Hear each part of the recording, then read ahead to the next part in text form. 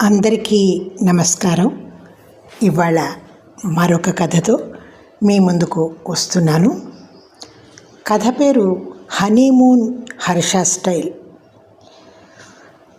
కథ వినండి. మరి అర్ధరాత్రి దాటింది.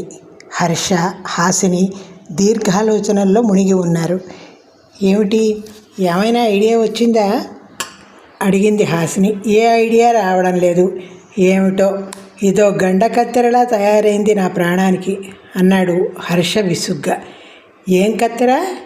అయినా ఇప్పుడు కత్తెర ఎందుకు అంది. కత్తెర అంటే కత్తెర కాదు, గండ కత్తెర అంటే చాలా పెద్ద సమస్య అన్నమాట వివరించాడు. ఏమిటో నీ భాష నువ్వును. ఇందాక ఉభయతారకం అన్నావు, పొద్దునేమో ఈ విషయంలో కూలంకషంగా మాట్లాడాలి అన్నావు. నాకేమీ అర్థమై ఏడవడం లేదు. అంత కష్టమైన పదాలు వాడతావెందుకు? మామూలుగా మాట్లాడచ్చుగా అంది నిష్ఠూరంగా. మా బామ్మ దగ్గర పెరిగాను కదా, ఆవిడ భాష నాకు అలవాటైపోయింది సర్ది చెప్పుకున్నాడు. సర్లే, అవన్నీ తర్వాత చూసుకుందాం, ముందు ఈ ప్రాబ్లం సాల్వ్ చేసుకోవాలి కదా అన్నది. అవును, ఏమిటో ఈ సమస్య ఇంత జటిలం అవుతుందని నేను కల్లో కూడా ఊహించలేదు. అందుకే నిమ్మకు నీరెత్తినట్లు ఊరుకున్నాను. ఇప్పుడేమో అగమ్య గోచరం అర్ధాంతరన్యాసరం అన్నట్టుగా ఉంది. ఇదో విచిత్రం. మన తిండి మనం తిని, మన బట్ట మనం కట్టుకుంటున్నా సమాజానికి వెరవాలి మరి అన్నాడు. నువ్వు మాట్లాడేది తెలుగు భాషేనా నాయనా? అయోమయంగా చూసింది. అయ్యో, తెలుగే, అచ్చమైన తెలుగు భాష. ఏం తెలుగో ఏమో, నాకు ఒక్క ముక్క అర్థమైతే ఒట్టు. నీతో మాట్లాడి నాకు తలనొప్పి వస్తుంది. నీ ఇష్టం, ఏం చేస్తావో నువ్వే డిసైడ్ చేసుకో, నేను పడుకుంటున్నా అనేసి ముసుగు బిగించి పడుకుంది.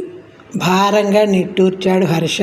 అవును మరి, ఏదైనా తేడా వస్తే అందరూ ఏకమై నన్నాడి పోసుకుంటారు తనకే అనుకున్నాడు. అంతకు ముందు రోజే హర్ష, హాసినీల శోభనం జరిగింది. ఇది రెండో రోజు. ఎంతో మధురంగా గడపాల్సిన సమయంలో వాళ్ళు ఇలా వాదించుకుంటున్నారంటే మరి వింతే. అలా అని వాళ్ళిద్దరి మధ్య గొడవలు ఏమీ లేవు. కాకపోతే ఓ సమస్య వచ్చి పడింది. హర్ష హనీమూన్ ప్లాన్ చేసుకోలేదు. ఈ పెళ్ళి చాలా హడావిడిగా జరిగిపోయింది. పెళ్లి చూపులకి పెళ్ళికి మధ్య 3 వారాల వ్యవధి అంతే. అంతకుముందు 2 సార్లు పెళ్ళి కుదిరినట్టే కుదిరి క్యాన్సిల్ అయిపోయింది హర్షకి. ఒకసారి అంతా నిశ్చయం అయిపోయింది. ఇక నిశ్చితార్థం అనుకుంటూ ఉండగా ఆ అమ్మాయికి అమెరికా ఛాన్స్ వచ్చింది. పెళ్ళి ఎప్పుడైనా చేసుకోవచ్చు, అమెరికాలో ప్రాజెక్టు చేయటం ముఖ్యం అంది ఆ అమ్మాయి. ఆ సంబంధం అలా బెడిసికొట్టింది. రెండోసారేమో ఆ అమ్మాయి అదివరకే ఎవరినో ప్రేమించిందిట. పెద్దవాళ్ళు బలవంత పెడితే పెళ్ళికి తలాడించింది. ఆ తర్వాత మనసు మార్చుకుని నేను అతన్నే చేసుకుంటా, లేకపోతే పురుగుల మందు తాగుతా అని బెదిరించిందిట. దాంతో ఇది మానేసి అదే చేస్తాం అన్నారు ఆ అమ్మాయి పెద్దవాళ్ళు. 2 సార్లు అలా జరిగేసరికి మూడోసారి కూడా ఇది మాత్రం చివరిదాకా సాగుతుందో లేదో ఎవరు చూడొచ్చారు అనుకుని పెద్దగా ఉత్సాహం చూపించలేదు. కానీ ఈసారి అలాంటి అవాంతరాలు రాకుండా ఉండేసరికి చివరిలో హడావిడి అయిపోయింది. అటు ఆఫీసులో సెలవు పెట్టాలి, అప్పుడు చేయాల్సిన పని ముందే ముగించాల్సి రావడం, షాపింగు అన్నీ ఏకమై పరుగులు పెట్టాల్సి వచ్చింది. ఆ సందట్లో హనీమూన్ గురించి ఆలోచించలేదు.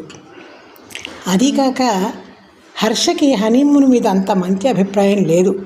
అతని ఫ్రెండ్స్ ద్వారా వాళ్ళ అనుభవాలు విని ఉన్నాడు.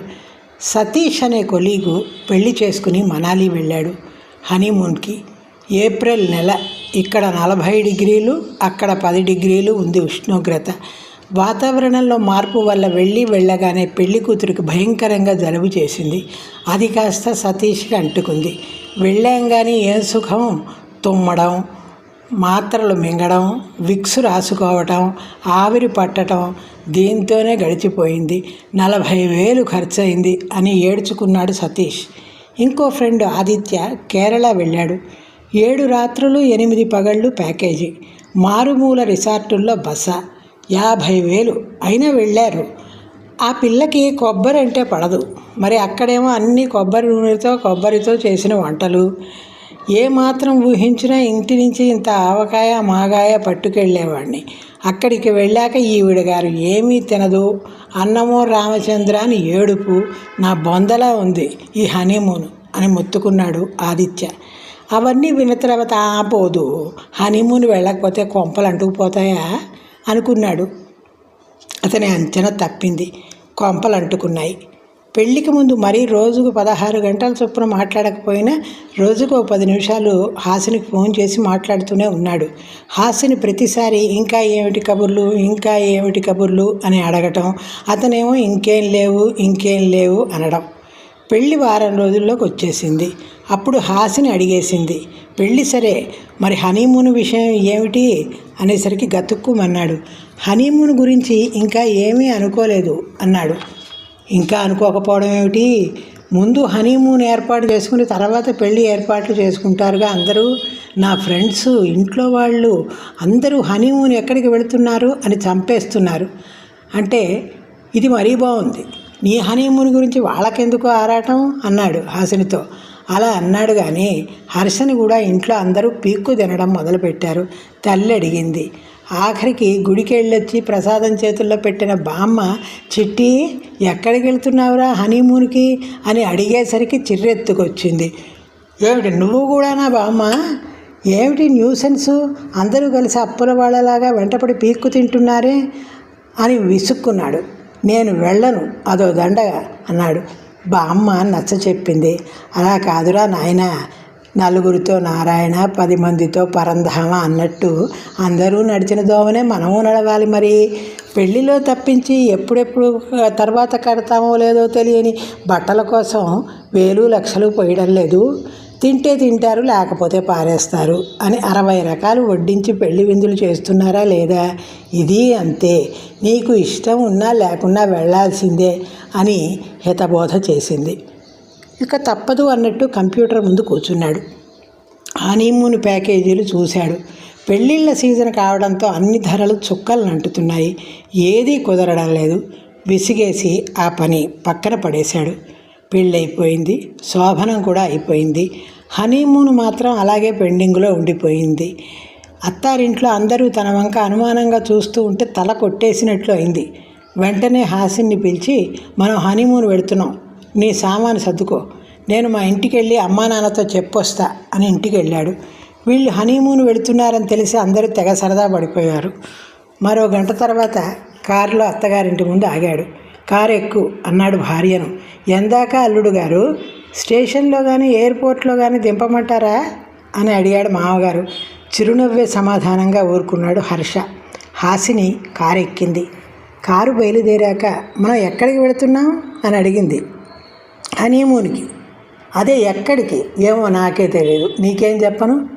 నోరు ఆవలించింది హాసిని. నీకు తెలియదా? ఆశ్చర్యంగా అడిగింది. అవును, పర్సులో క్రెడిట్ కార్డు ఉంది, చేతిలో కారు ఉంది, పక్కన నువ్వు ఉన్నావు అన్నాడు చిద్విలాసంగా. చిన్నగా నవ్వింది హాసిని. రైటో లెఫ్టో అని సినిమా పాటలా ఉంది కదా, అలా బయలుదేరాం అంది. ఊళ్ళోంచి బయటపడి సాగర్ రోడ్డు ఎక్కాడు. మామూలుగా హైదరాబాద్ నుంచి సాగర్కి 3:30-4 గంటల్లో వెళ్ళిపోవచ్చు. కానీ పచ్చని పంట పొలం కనపడితే ఆగిపోయి గట్టు మీద కూర్చుని కాసేపు కబుర్లు చెప్పుకోవటం, పాడుబడ్డ గుడి కనిపిస్తే అక్కడ ఆగి ఏమైనా శాసనాలు గట్రా కనిపిస్తాయేమో అని వెతకడం, అడుగడుగు దండాలవాడ ఆపద మొక్కులవాడ అన్నట్టు నిదానంగా ప్రయాణం చేసి చీకటి పడ్డేసరికి సాగర్ చేరారు. హోటల్లో రూమ్ తీసుకున్నారు. మర్నాడు పొద్దున లేచి రూమ్ సర్వీసుకు ఫోన్ చేసి కాఫీ పంపించమన్నాడు. మరి బ్రేక్ఫాస్ట్ కాంప్లిమెంటరీ అన్నారు కదా, రూమ్కి పంపిస్తారా, మేము రావాలా అంటే అవతల మనిషి అదోలా నవ్వాడు. కాఫీ పంపిస్తాం, బ్రేక్ఫాస్ట్ సెక్షన్ క్లోజ్ అయిపోయింది, మరో అరగంటలో భోజనం తయారవుతుంది అన్నాడు. ఉలిక్కిపడి టైం చూసుకున్నాడు హర్ష. 12 దాటింది. ఆలస్యంగా లేచిన అవతల మనిషి అలా హేళనగా మాట్లాడటం అతనికి నచ్చలేదు. స్నానాలు ముగించి రూమ్ ఖాళీ చేసి బయలుదేరారు. ఊళ్ళో మరో హోటల్లో భోంచేసి ఎత్తిపోతల జలపాతం దగ్గరికి వెళ్ళారు. ఆ వాతావరణం ఇద్దరికి చాలా నచ్చింది. అక్కడ రూమ్ తీసుకున్నారు. సాయంత్రం 6 దాకా సందర్శకులతో సందడిగా ఉన్న ప్రాంతం చీకటి పడేసరికి ఖాళీ అయిపోయింది. వెన్నెల రాత్రి, ఎదురుగా జలపాతం, ప్రశాంతమైన వాతావరణం, వనవాసంలో సీతారాముల్లా గడిపేశారు. మర్నాడు పొద్దున్నే 11ంటికి లేచి స్నానం టిఫిను ముగించి సామాన్లు సర్దుకుని రోడ్డెక్కారు. మాచర్ల దాటి త్రిపురాంతకం చూసుకుని దోర్నాల చేరారు. అక్కడ రిసార్ట్ చూస్తే సరదా వేసింది ఇద్దరికి. అక్కడ బస చేశారు. మర్నాడు మధ్యాహ్నం భోజనం చేసి శ్రీశైలం రోడ్డు పట్టుకున్నారు. ఈసారి మరీ సరదాగా సాగింది ప్రయాణం. కొండ మీదికి ఘాట్ రోడ్డు, మధ్యలో ఫలాని గుడి 2 కిలోమీటర్లు అని బోర్డు కనిపించగానే మెయిన్ రోడ్డు నుంచి అటు వెళ్ళడం, మళ్ళీ వచ్చి మెయిన్ రోడ్డు ఎక్కడం, ఎక్కడ కావాలంటే అక్కడ ఆగిపోవటం. తాపీగా రాత్రి 7ంటికి శ్రీశైలం చేరారు. మర్నాడు కృష్ణలో స్నానం, నదిలో నౌకా విహారం, దైవ దర్శనం. మర్నాడు పొద్దున శ్రీశైలం నుంచి బయలుదేరి హైదరాబాద్ చేరుకున్నారు. ఆ 4 రోజులు అద్భుతంగా గడిచాయి. గంటల తరబడి రైల్లోనూ విమానంలోనూ ప్రయాణం చేయలేదు. ఫలానా టైంకు లేవాలి, సైట్ సీయింగ్కి వెళ్ళాలి, ప్యాకేజీలో వాళ్ళు చెప్పినట్లు నడుచుకోవాలి అనే నియమాలు నిబంధనలు లేవు. అంతా ఇష్టారాజ్యం. ఇద్దరూ ఏకాంతంగా కాలం గడిపారు. మనసు విప్పి మాట్లాడుకున్నారు. గతం గురించి చెప్పుకున్నారు. భవిష్యత్తు గురించి చర్చించుకున్నారు. ఇష్టాలు అయిష్టాలు అడిగి తెలుసుకున్నారు. మానసికంగా చేరువయ్యారు. ఆడంబరం లేకపోయినా అర్థవంతంగా సాగింది హనీమూన్.